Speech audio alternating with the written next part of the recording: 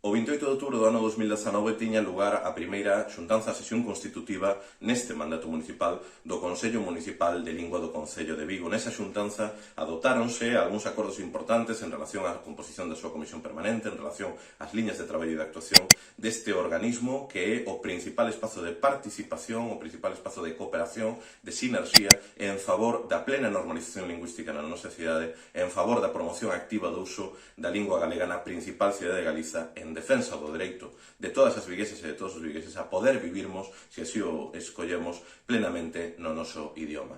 Pois ben, dende esa altura, outubro do 19, o Consello Municipal da Lingua está sumido nunha total e absoluta parálise. Tanto así que un ano despois, en outubro do 2020, o propio Grupo Municipal Socialista, o propio Grupo de Goberno, retiraba da orde do día dun pleno a ratificación, o acordo formal de ratificación da composición do Consello Municipal da Lingua, despois de intentar deliberadamente excluir a presenza, a participación do Bloque Nacionalista Galego nun organismo como é o Consello Municipal da Lingua. Daquela o alcalde prometeu abordar unha reforma de consenso do regulamento do propio Consello que permitise que todas e cada unha das forzas políticas, das 4 forzas políticas que facemos parte do pleno da corporación, incluído obviamente o BNG, pudésemos participar deste organismo. Mais nada sabemos dende outubro do 19, nada sabemos dende outubro do 20, e é por iso que na última comisión informativa de normalización lingüística o BNG interpelamos o goberno de Abel Caballero para preguntar canto tempo máis vai estar hibernando o Consello Municipal da Lingua.